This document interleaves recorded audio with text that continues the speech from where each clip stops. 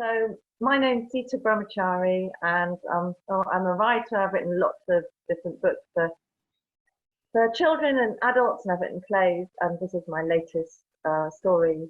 This is sparkling on the screen. When Shadows Fall. I'm incredibly proud of this book. It's been probably the longest book that it's taken me to write out of any of the books. I started writing it before I wrote my first novel, Untitled Chapter. And it's had many different kind of incarnations as it's grown. But during that time, I have seen the crisis in mental health with young people, young adults, proliferate. And it's not like it's a new thing. It's a bit like people talk about the refugee crisis. It's not actually a crisis that just happened. It's always been, a crisis for those people who are in it. But I think with COVID and the safety nets that weren't there before, they can't argue about it anymore. They say, okay, for certain young people with mental health crises, there are very few safety nets to help them. And that was the reason that I wrote this book, which is through the eyes of Kai, who is 19-year-old mixed race boy, who grows up in a kind of city landscape, in a kind of low-lying block of flats. It's depicted here. I think wherever you are, you might have seen flats like that. They're kind of in the brutalist tradition.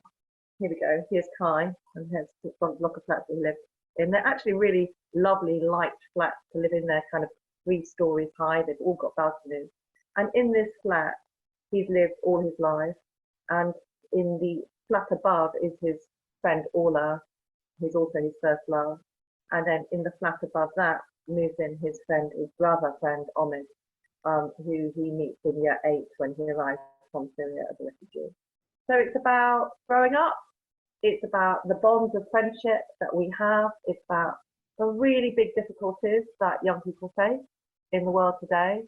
And there's a line in it that I think is kind of, for me, it's kind of like, if it was a song, this would be the refrain line. And Omid says it, and he says, when shadows fall, you stand beside.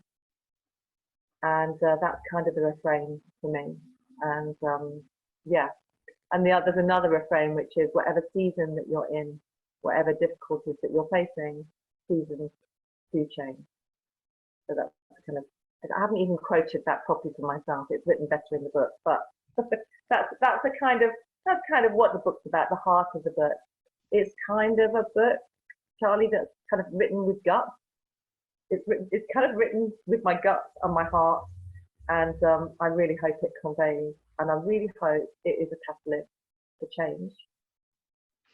I definitely think that when you're reading it, you can tell it's been written with so much passion and kind of emotion, and that comes through incredibly and just adds to kind of the story and the themes that are in the book. Like, it's one of those books that when you read it, I don't think anybody could have told it other than you and your characters, in the way that it's just so hard hitting but heartwarming at the same time, if that makes sense. I mean, this has always been my situation when I've written books, but when my children were younger, my eldest daughter's 25 and my son's 23 and my youngest was 17.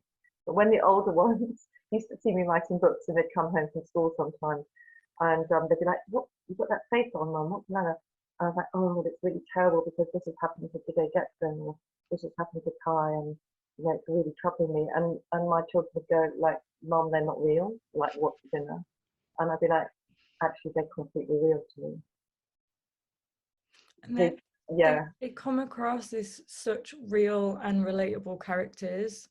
Like, I read this and I've still got the characters with me, and I think that is really impressive as a book, that you read it and you carry the kind of people with you onwards from the pages. So I know you've worked in kind of art education and kind of that area. Has that kind of influenced the book at all, do you Yeah, think? so it's quite an interesting journey that I took in the arts actually. And we were talking before about, when like a lot of people would ask like Kai or Ahmed or Ola, what are you going to be? What are you going to do? And we were just talking about like, how on earth do you know what you're going to be and what you do before you kind of experience stuff? And half of the time, like when I was growing up, I didn't know you could be kind of, well, a young adult writer, or I didn't know those things kind of categories existed. Um, so I think that I've never really worked in education as a kind of teacher straight on, but I did an MA in arts education. My thing has always been, because I started working when I was after university, I started working at a youth theatre, and in the youth theatre, my job was to bring young people from the area that I was working, which was Ladbroke Grove, to give them opportunity to come and tell their stories in the youth theatre, because the youth theatre was kind of like very underrepresented of the area, as we've seen in books. Who's represented in books, it doesn't matter. So my job was to go out and do storytelling in the community, get people to tell their stories, and then come back to youth theatre and maybe become writers or playwrights or whatever.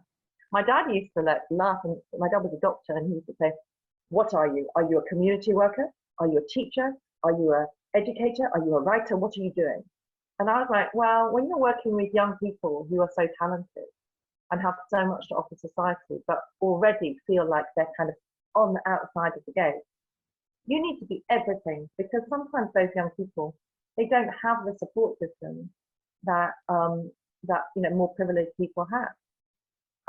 Maybe they don't have the books at home that they can just get off the shelves or whatever. There are many, many things that the young people that I was working with when I first left university, who were excluded from school, which of course does happen to Kai in the book. It's not a plot spoiler to say that. They don't have. So I discovered very early on that if you engage with people's stories, if you genuinely want to know about other people and you ask them to tell their stories, that is a universal, like the smallest child can do that. And I realized that so few of these young people, anybody had ever stopped to ask them what their stories were. And so even though I wasn't a writer when I started working, with those children, I had it in my mind that these young people are so talented, they can give so much to society. Their stories they need to know what the arts can do for them.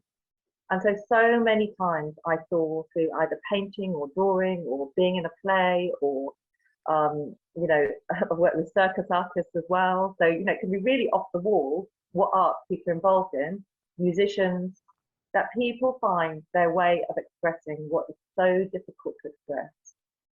Maybe, if somebody says to you, "And what's been going on?" that you can express it through some music or by, going into your room and writing a song or whatever. I see how that can be young people's way forward. And so that's the way that I've worked in education. And that is written into the DNA of this book.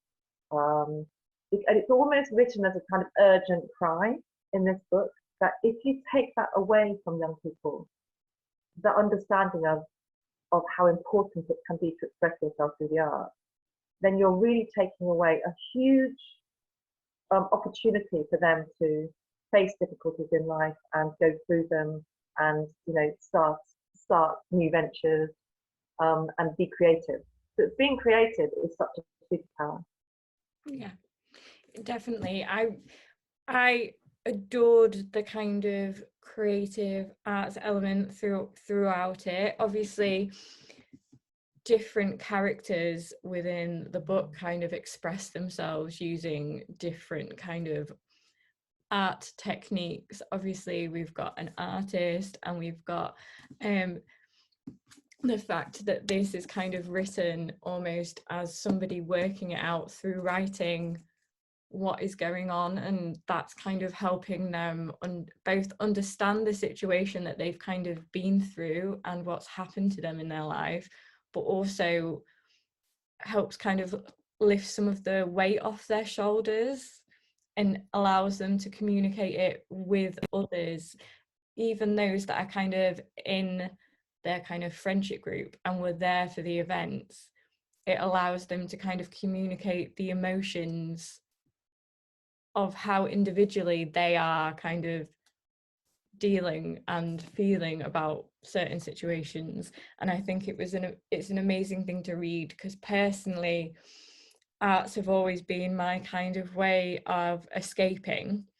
And I think especially in today's world, there's not always, even in schools, a total focus on arts. It's often seen as kind of not an important subject, or not something that you need to put all your focus in. It can still be very kind of STEM orientated, like get your goals past these and it's fine. So I really enjoyed kind of like that element, because I think it mirrors how most people deal with things, whether they realize it or not. I think everyone's got a creative outlet, however bizarre it might be. They might not realize it's creative, but I think that's how a lot of people deal with things, and it makes it really relatable to read, and highlights how important having programs and things in place that allow people to explore kind of their own feelings and mental health and express themselves through arts comes across so well in this book. I adore. Well, thank you, Charlie. I think, you know, I felt that for myself growing up. I felt that for my children and young adults, is that for me, like knowing yourself and knowing the things that, you know, when things get tough, which they will for everybody on one level or another, that knowing where the places you can go that are going to make you feel better, you know, whether that be with bonded friendships or, you know, like the landscape of this book is really important. There's this piece of wasteland that these young people have grown up on. It's like a wreck that you get in any city.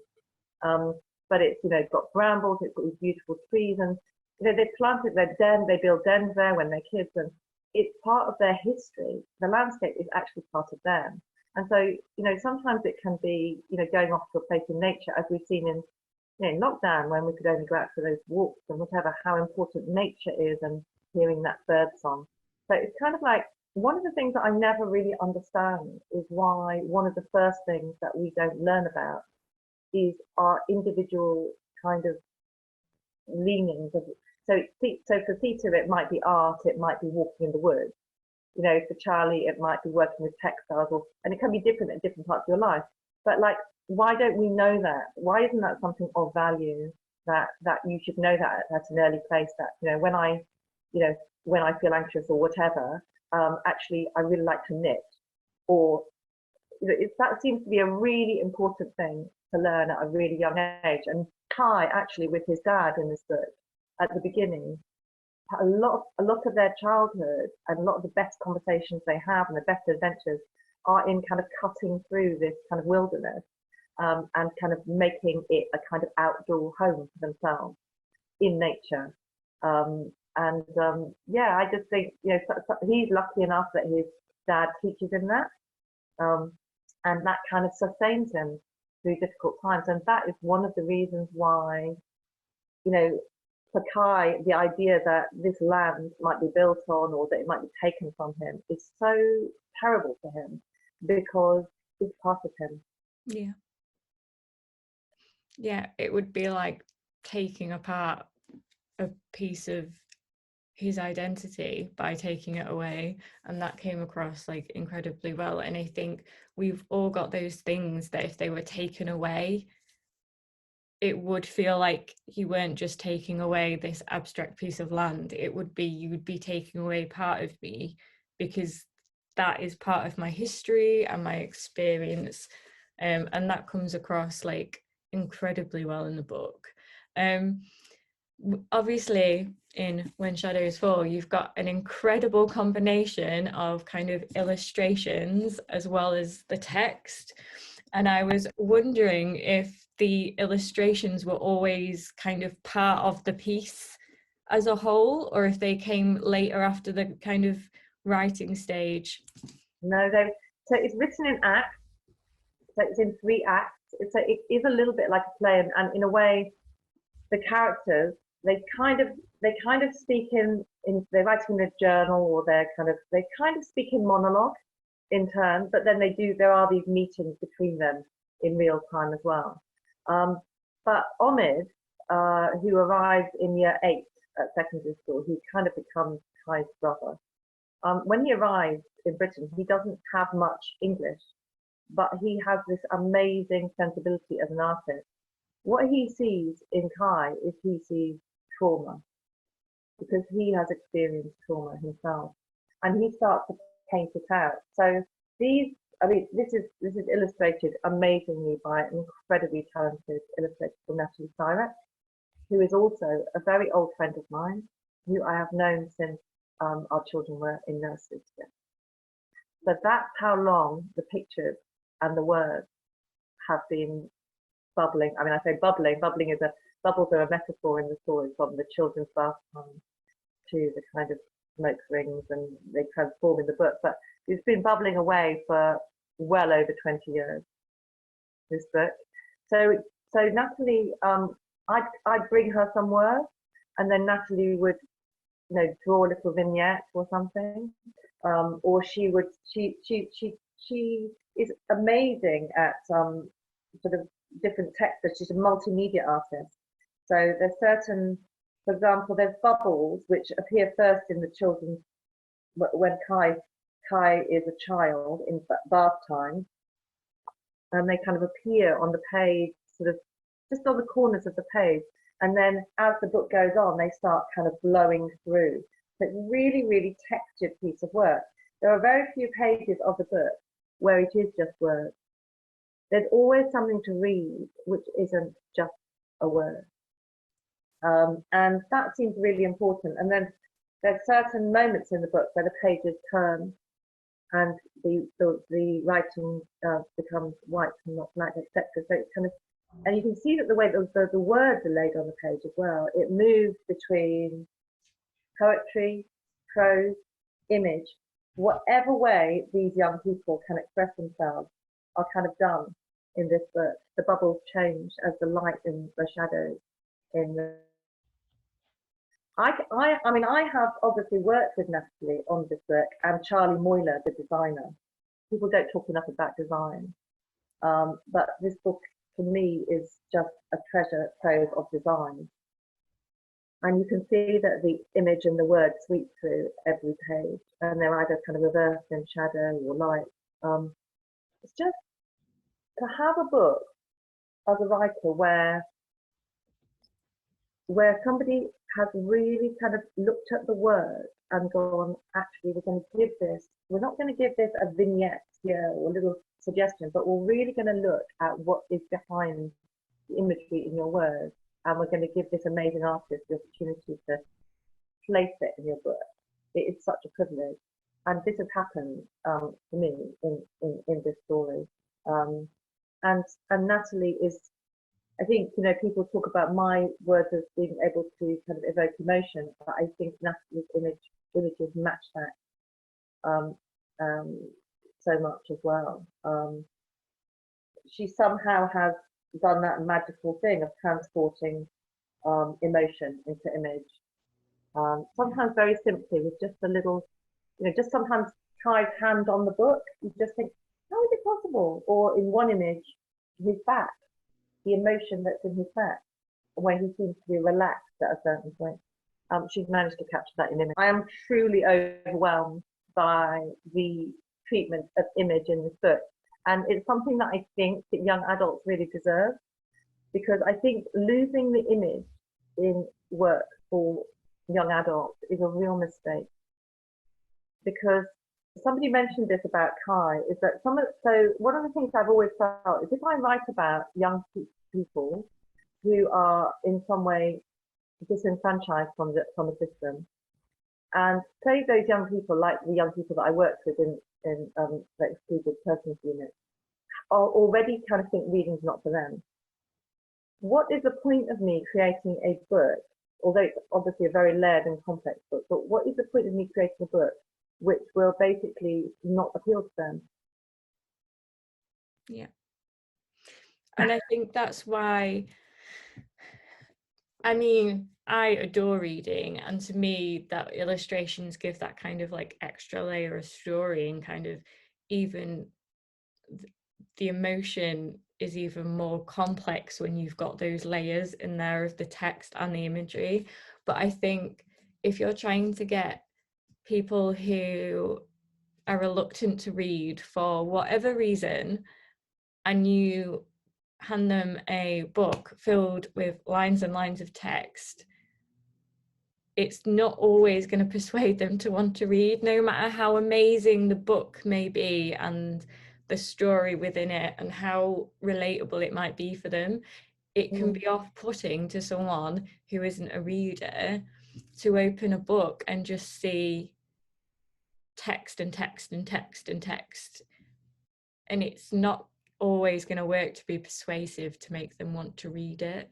Whereas I think something like this, where you do have, see, look, you can't open a single page and not be drawn in.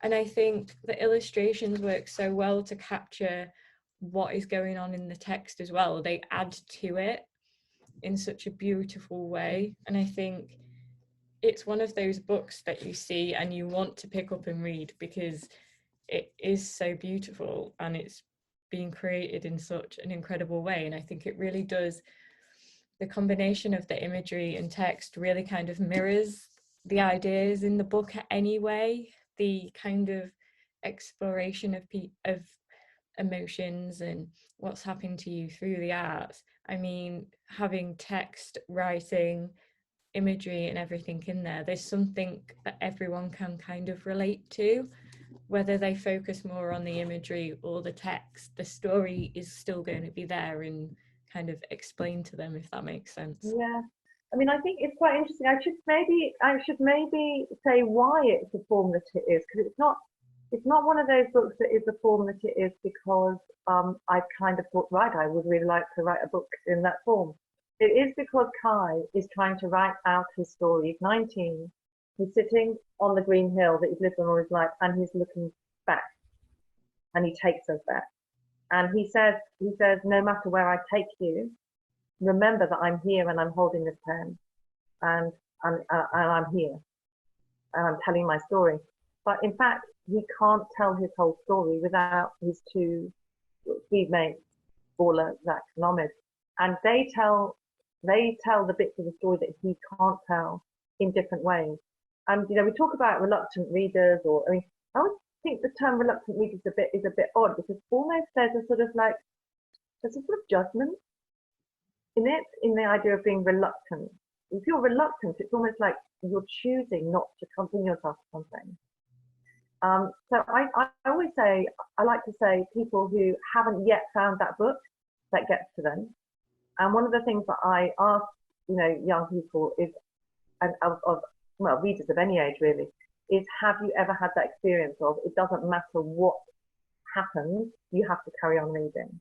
So I have been in a situation where once I nearly lost a job because I just carried on the bus because I was reading this book, and I couldn't. And I ended up on the outskirts of London somewhere because I was just like, oh my goodness, I just can't.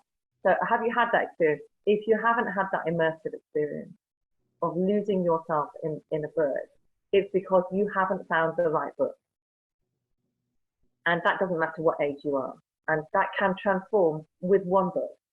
Yeah. And so I think that also, if you think about Ahmed, we're such a society. I mean,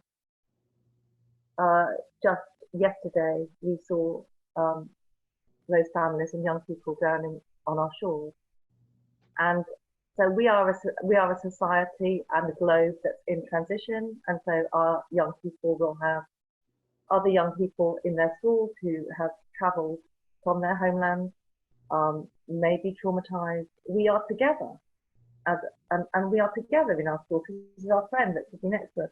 That person's not a reluctant reader. That person's someone that's left their homeland by force, who is now sitting in a classroom in a city and looking to re-establish themselves. That's Ahmed in the story. He just is yet to come into English in a fluent way enough to read the book. But I wanted him too to be able to feel part of this story. So there is a lot of thinking that's gone into this, which is about how you create an inclusive book for young adults living in the world today. Yeah, definitely. It's such a powerful book that the way it's written just highlights everything held within it. And I think if it had been done in another way, it would have lost its spark, because there is such a spark to the book that kind of just draws you in. It is one of those books for me that I found that kind of like I just dropped in, and like I will confess I read this in 1 and a bit sittings. It's a good job Wow. I wasn't on a bus, because I don't know where I'd have ended up if I was reading it on a bus. So I was hoping you could tell me, I think we've discussed a little bit already, what kind of discussions kind of with young people were you hoping to spark with kind of When Shadows Fall? Well, so the team at Little Tiger, who have, given this book so much care, and like symbolically for me, that's given young people who are, living through, traumatic times, a lot of care. And they laugh at me at Little Tiger because I say to them, I have poured it all into the book. It is all here. Not only the trauma that's in the story, but how the characters get through. Not only the power of writing, but how complex that can be. It's all in the book. You can find it all in the book. And I say to them, as soon as you can get rid of me, the better, because I've done my work. And I mean, I'm happy to sit in sort of discussion groups, and if anyone's got any questions for me, be the person on the side that they ask the questions to. But I'm much more interested in witnessing what happens as a result of writing this book, the catalyst that it can be for change in different communities, the groups that can be set up, the support groups that can be set up in communities, friendship groups. I think that another part of my life is working at the refugee centre, being an Amnesty ambassador. And one of the things that's common in a lot of my storytelling is the wish to kind of pass something over, which gives agency. And I think that all of the young characters in this book have a lot, even though they go through difficult times, they have really amazing empathetic resources to support each other and their community, and they do it. And I hope that this book is a kind of catalyst for people to make small changes and larger changes in their community. And we've seen it through COVID, haven't we? How people have kind of stepped up and just looked out on their neighbours and gone, have they got what they need, or an elderly neighbour or somebody that might be struggling with their mental health. They've literally gone around and helped them. Certainly in my street in London, I've got to know my neighbours a lot more during this period than I did before. I know who lives, I know who needs help now in my street, who I didn't before. So yeah, I hope I get to watch some of the amazing discussions around the book. I'd like to do book groups around it, and I'd love to know also what happens as a result of people reading it. The other thing that I really hope is that lots more young people think about becoming artists and writers, and lots more young people from underrepresented groups, Black, mixed heritage, Asian children, LGBTQ, all the different underrepresented groups of writing. This book is kind of an invitation to say, you belong, and you can write your story too, or paint your story too. Yeah, I definitely see it as, I think catalyst is a better word than inspiration, but I think it does give, not that people need permission, because they shouldn't need permission to follow creative expression at all, but I think it does give that, look, you can do this, you can follow. If you want to be interested, if you have an interest in something that is creative and it is a way to express yourself, then follow it and kind of see where it leads. Like, it's not, creative subjects are so much more than a job role. I think you can get amazing jobs from being a creative person. There's amazing roles out there, but I think there's more to creativity and following creative fields than that. I think it's a lot to do with expressing yourself and telling your story. Even if you do end up designing something that you feel is more kind of commercial, that's still your viewpoint on a particular thing, and we need a lot more viewpoints from different people in the world. And I think we really do, and I think when I was growing up, I was very aware that families like mine, my father was from India and my mum from the Lake District, and we had this kind of whole thing where I felt a bit dislocated as a child, that we would have this whole cultural wealth from India at home, but that kind of wasn't represented at school, and then I wasn't finding it in books. And I think as a child, it really affected my confidence about what I could be. I never thought I could be a writer as a child, because I suppose I never saw that reflection or anything like it in a book. And I see how profoundly that impacts on young people, even before they, in nursery, or, if you don't see those representations there, there's this whole sort of research of, young black children sort of drawing themselves as white in books. Now, why would they do that? And it's because at a very early age, they realize that that is what is in a book. Now, that has changed a lot, and that is changing a lot, but there is still a long way to go. And I think that I have written a lot. I can't stop writing. I'm always writing. But there is this powerful instinct in this book to say to young adults, in fact, I do find my glasses. I can read it to you. But in the front of the story, there's a kind of dear reader, and it says basically, I'm passing you this pen. Not that it has to be passed from me to you, but this book is an invitation for you to fly. It's your time to fly. And I think there is something in our society which has gone really quite wrong about not prioritizing younger generations. And if you look at the climate crisis and all of these things, it's like we really need to take care in a society where the young people are the people who are the change makers. So, but there is a kind of sense in this book of, wow, look at these incredible, empathetic, talented, open, non-judgmental young people that are now in the world, that it's their time to fly, but in a way it's the world's time to fly, because the world in these young people's hands is going to be a far greater, better world. And I'm very sort of emotional saying that, really, because it's kind of not the way evolution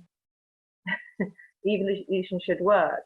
Each generation should feel that the next generation could have more freedoms, have more whatever. But I think we've gone into a bit of a wormhole, but we can come out of it. And this book is kind of like, yeah, go for it, with a really strong sense of, in a way, me to my own children, to go, come on, you can go for it, you're amazing people. Yeah, I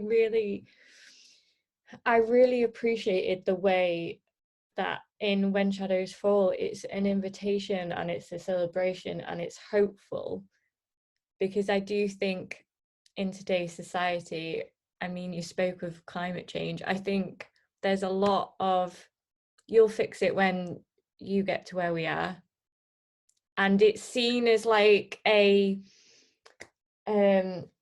we're not going to solve it for you, and it's kind of a pressure that they put on young, like, how is any young person supposed to deal with that intense amount of pressure, knowing that obviously things are going on in the world and that it's kind of being left and ignored, and it's all right, you guys will probably deal with it when in the future and we won't have to worry about it. So I really appreciated how, like, when shadows fall is like, you've kind of got this power and it's more of a hopeful tale that you can work towards things without it being this kind of like overwhelming, we're just going to leave it all to you to deal with scenario, because that's not right.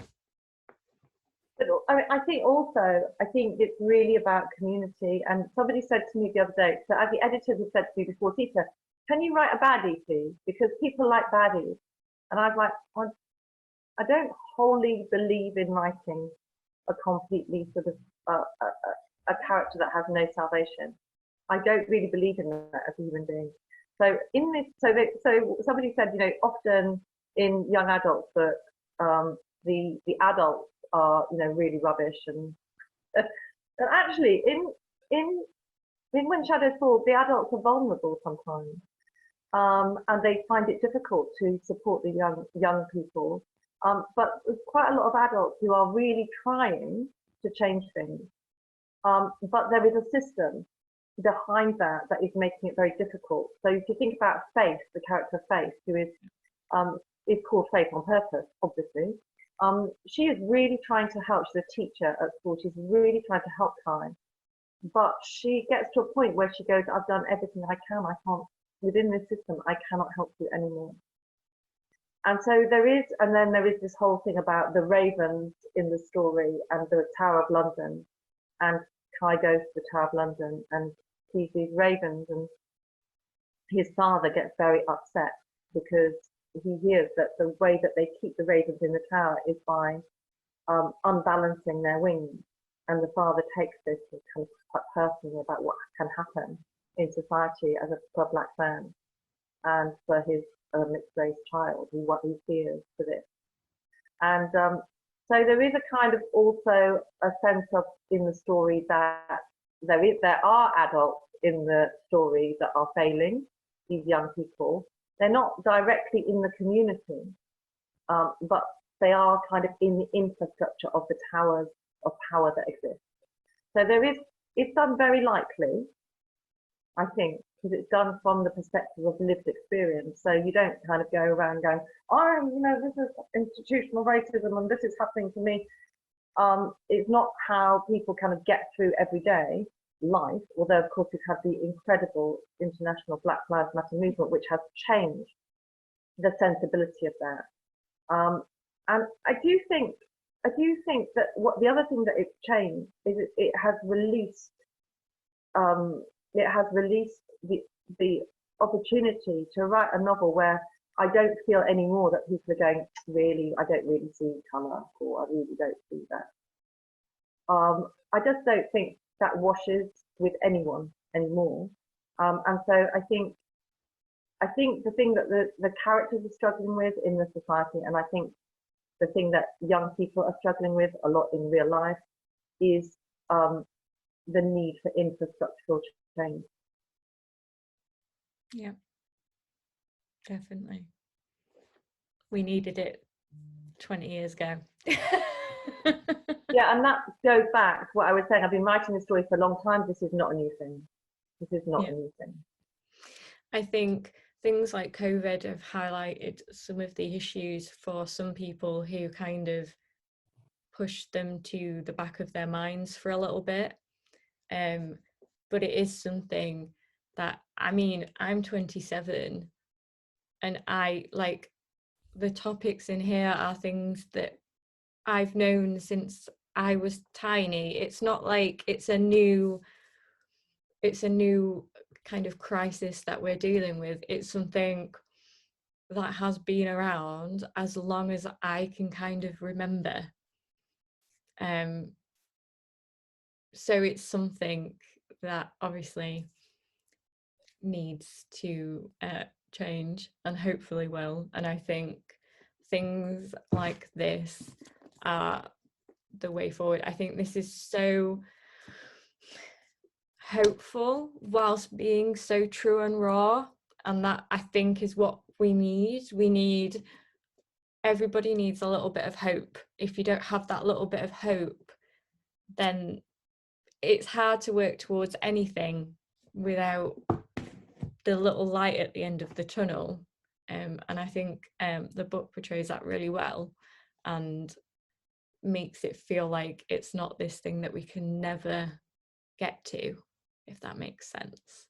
Yeah, I mean, and I do think, I do. So you are, just a little bit older than my eldest daughter, and you're so right. It's like, that for all of the journey that you have been through childhood and young adulthood is, it's not been an easy journey. And I think on top of that, the thing that hasn't been mentioned is in the process of evolution, what usually happens with parents or carers and young people is the parents and carers are kind of ahead of the game in terms of what is happening in young people's lives. But what has happened in those 20 odd years of parenting and caring is the technological revolution. And at every stage, I mean, I'm sitting here talking to you on Zoom. I mean, it would have been unimaginable for me. I was working off a word processor, and I thought that was high tech at one point. This revolution that's happened, and at every point, the adults, the educators have been behind where the young people are. And of course, it's part of being young that you kind of want to get ahead of the, you don't want your parents and carers to know everything that's going on in your life, etc. But it's kind of like when shadows fall and the adults don't know what's going on, that is a dangerous place to be. Yeah. And so one of the things that I think that gives me incredible courage is there's two things. Is how then young people have mobilized to be positive and to be change and not to have the pressure on them as change makers. But what I see in younger generation is an openness, gentleness, and a warmth with each other and a lack of judgment that I think gives me, because whether that people are leaders now, but what they will grow up to be the leaders of tomorrow. That means that all of that understanding of what you recognize in When Shadows Fall goes with those people, which means that they're not going to make the kind of decisions that are going to be cruel. Yeah, I definitely agree. Obviously, from our chat, I can see that like When Shadows Fall is a real passionate and emotional story for you to have written. How do you think that's the reason that like you've been able to communicate in such kind of like a raw and emotional way in the book? Because it comes across as a very kind of emotional and raw and hopeful book, and it's communicated very well and expresses that brilliantly. Do you think it's because it's based for you in you have such a passion for the story that it's come across that well? It's really been my life's work since I left university to work in this space between community, the arts, and writing. And when you do something a lot, you immerse yourself more in it. Hopefully, you get more confident about it. And I think I wouldn't have been confident to write this book in this way when I first started writing. I think it's taken me all of the books that I've written to write this book, and actually, perhaps it's waited for its time. Yeah. But I've lived with it for such a long time. I really, truly care about these young people in this book, and you write in microcosm. Obviously, I've invented so much about them, but there are also kind of moments of empathy that I've had, seeing something, maybe something even from a bus window or whatever, that's kind of made me, things like the Camden benches. I saw the Camden benches which have been created so that you can't lie down if you're a homeless person. Things like that, all of that has gone, those tiny vignettes of things over many, many years that I thought, what does that say about other societies? They've all gone into this bit. So I've sort of given it. And also, he's 19, he's writing a story, he's going to be an amazing writer. Orla's probably going to be an amazing activist. Ahmed is going to continue with his art. Goodness knows where that will end. And these children all have an incredible future. And it just feels like, what's more worth investing in than that? Yeah. Well, that's the end of my questions, but we do have some of the questions from the in-store book club. If I always think this is a very evil question for them to ask, because I feel like it would be like choosing between children. But the question is, if you could bring any one character to life from When Shadow Falls, who would it be and why? I feel like it's such an evil question. Well, it is a bit of a difficult question, but I suppose Kai, because it is Kai that's trying to tell the story. And it wouldn't be such a great story if he wasn't also telling it with his community, a friend, but it still would be a story. So it would have to be Kai. And I think he is an amazing young man. And I'd have to bring him back because in my mind, he's an amazing writer in the future and he's going to write loads more books, probably much better than this one. It's funny where you can go with your imagination. Yeah. Another question they ask is, what motivates you to write? Which I think is quite a difficult question. Again, they're not easy sometimes, these questions. No, but they're really good questions. What motivates me to write is the things that move me and touch me and makes me angry, and injustice, inequality, love, sweet things, nature, sometimes just the awesomeness of stuff. You know, sometimes you just think how awesome it is. This morning I woke up and it was just some really crisp, beautiful day. And I just thought, wow, the light is so incredible. I can get captured by very small things as well. You know, I can get sort of slightly obsessed with how would I describe the crunch of the leaf underfoot. I love trying to place emotion in words. So there's a kind of love of words, and that kind of process. And it is a process. You know, if you collect enough, you get better at it. And so, but I think the thing that really makes me stay with a book that can take me a very long time to write, as we've talked about, is caring about the characters, whether they be human or animal or whatever they are, really, really caring about them. And in the end, you don't have a choice to complete it, even if nobody was going to read it. It's like you've got to see it through. Yeah. You feel a responsibility to them. So that's kind of what motivates me. Very odd, anyway. I think they're great reasons I think they're great reason behind what motivates you. Like, I think there's something special when it comes from emotions and passion. Whether that is writing a book or anything, I think they are the best motivational reasons to do kind of anything in the world. So I think that's a super answer. Another question they asked was, have you always seen yourself as an author, and if not, what did you originally want to be when you was a child? Yeah, I mean, I don't think I really knew. I was always writing. I've got like this last year, my a little sort of free-verse poem was made into a World Book Day called The River Whale, which had an environmental theme for younger readers. But a bit of that book, I discovered I'd written a poem which was a bit like it when I was about 9 years old. So I was always writing, but I never showed my work to anyone. It was like secret writing. I didn't think it would make me good at English literature at school or anything like that, the writing that I was doing at home. Even though when we went to India, I wrote travel journals, and a bit of that later went into my story, Jasmine Stein. I was writing. I didn't think that I was a writer.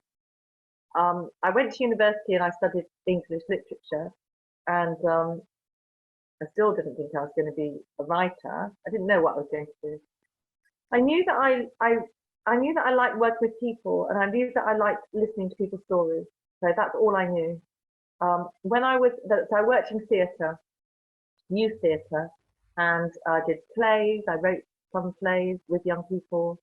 So it's kind of always been the same sort of work. But at a certain point when my children were young, I had a really big job with the Royal Shakespeare Company, and I went and worked in. It was an amazing job. I went to work in Harlem with young people in the community there, and in Detroit, and it was the best job. It was incredible. I had to go out into the communities and explore their stories of partition, and it was a fantastic job. But I was away from my own family, and I thought I can't. And everyone said, "Oh, you've got the best job. You've been traveling and doing this." I thought, "No, I need to do something different." And I applied to become a midwife for a course, midwifery course. But in that year, I'd also been writing Untitled Chapter secretly. And my family said, "Mum, you've written this amazing fiction. You really need to send it out." It was, the inspiration for it was my mother-in-law Rosie. But the book that I wrote was a fiction, and they were like, "You've got to send this out." And it was just incredible to me because it got published, and then it won the Waterstones Award, and then all the books that I've written since have come from being commissioned ever since.